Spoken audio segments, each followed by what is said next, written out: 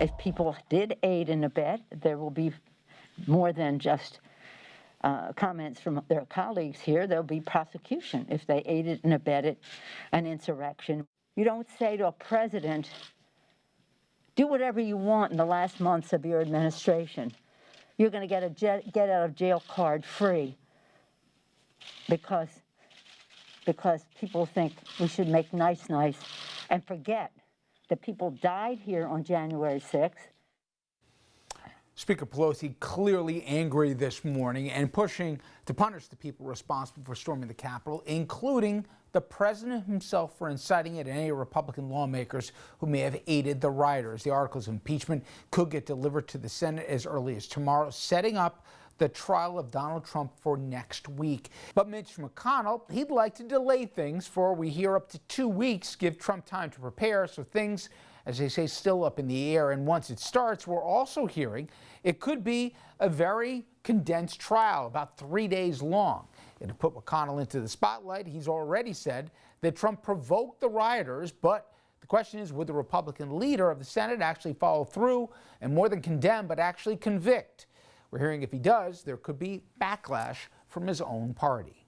Former senator who served with McConnell and also with Joe Biden, and also knows a lot of people who are going to have to cast a vote at the end of the day. Mary Landrieu, Democrat from Louisiana, kind enough to give us some time. And you know, Senator, I know the temptation is, with so much going on right now and so much on the plate of the new president, let's focus on what he's got to do. But to not have a reckoning for what happened January 6th would be a miscarriage of justice. And I'm curious, do you think down deep McConnell is doing it? And I guess the motivations don't matter because he just wants Trump out of the party and a threat of him being the standard bearer going forward? Or do you think there's legitimate outrage what he brought to the Capitol? What do you think the motivations of Mitch are? Well, first of all, it's hard to know what motivates Mitch McConnell. And I do want to say that I really appreciate Joe Biden calling for unity and moving forward and trying to heal a nation. But healing requires, in my opinion, accountability. I think that's what Speaker Pelosi is talking about. And I think that's what Mitch McConnell should also be focused on, is holding those responsible for a violent attack on the Capitol of the United States that was not just trespassing and breaking windows and shattering doors, but resulted in death and destruction of property so important to all Americans, regardless of political persuasion. So some people use the word punishment. I prefer the word accountability. We are a country of law and order, particularly laws. And when people violate the laws and break the laws, like inciting a riot, calling people to violence, they should be held accountable. And it's clear. You don't have to have a very deep or long investigation.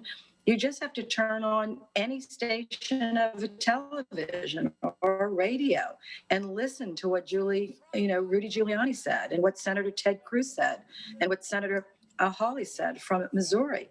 They incited a riot using violence in the Capitol. It's wrong.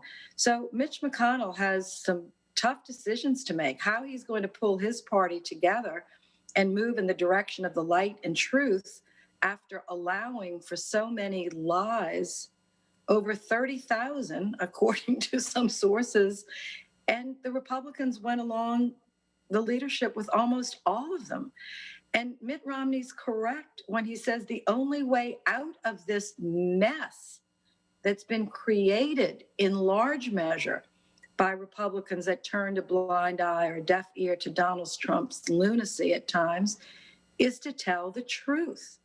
So I don't know when they're going to start, but today would be a good day to start. I put you back in the Senate, and you look across and you see Ted Cruz and Josh Hawley. You know, people say the buck shouldn't just stop with the president.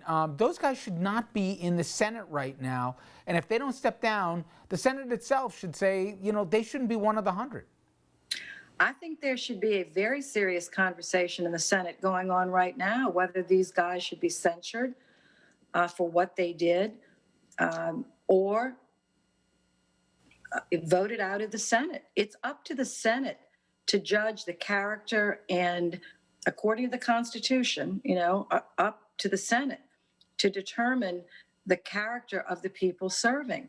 Now, you can have all kinds of different political views. You can stand on the floor and yell and scream all you want. You could be for anything you want, but you can't incite a riot.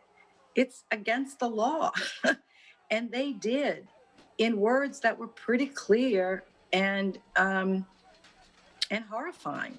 And so I don't even know why it's not being discussed. Now, there might not be enough votes to remove them from the Senate, but there are most certainly grounds to consider their removal, and there are most certainly grounds to consider censuring them for what they did and holding them accountable, unless Mitch McConnell and the Republicans want to hold them up as examples of the kind of people we want in the Republican Party.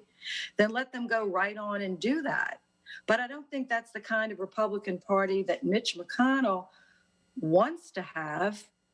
And I'm not sure it's the kind of Republican he wants to be, but he has been a little ambiguous, to say the least, over the last 4 years about what he really wants. We're going to find out soon enough, it seems, next week. Now, Senator, using Obama's first 100 days, because they're facing completely different challenges, of course, but there were crises nonetheless that the Obama administration walked right into, and there's obviously a litany that Biden will have to deal with in his first 100 days. Do you think the advice, if President Biden said, you know, do I go big here? Do I try and find consensus reaching across the aisle? I know some folks, even close to President Obama, said if we had to do it over again, we would have gone even bigger and bolder in the first 3+ months. What would advice you be in terms of, with the makeup and the narrow margins, where should Biden go? Well, you know, President Biden doesn't need any advice from me. I mean, he served in the Senate 36 years. I only served there 18. So he knows this much better than I do. And his life experiences have really brought him to a spectacular moment in our nation's history with all the character and good judgment that he has. He's already said what he's going to do, and I actually agree with it. He's going to reach across the aisle. He's going to work to try to forge consensus. But if the Republicans refuse, like they virtually refused with President Obama, and they stated their refusal the first day when Mitch McConnell said he hoped to make President Obama a one-term president. His job, he said, when he was wrong when he said this, not only in my opinion, but I think now in historical view, that his job was to stop what President Obama was doing because he didn't think he was legitimately elected or allowed people, you know, to believe that President Obama was actually a citizen of the country, undermined his credibility from day one, which was wrong. I hope that Mitch McConnell will change and in his own heart, if he can't publicly apologize for that, reach across the aisle to help Joe Biden. And if he can't, then the Senate has 50 votes plus one with our new vice president. And there are ways that they can push forward legislation to be bold in the ways that we have to get a handle on this pandemic and set up our economy and, you know, strengthen our economy and all the things that the president spoke about so beautifully in the inaugural.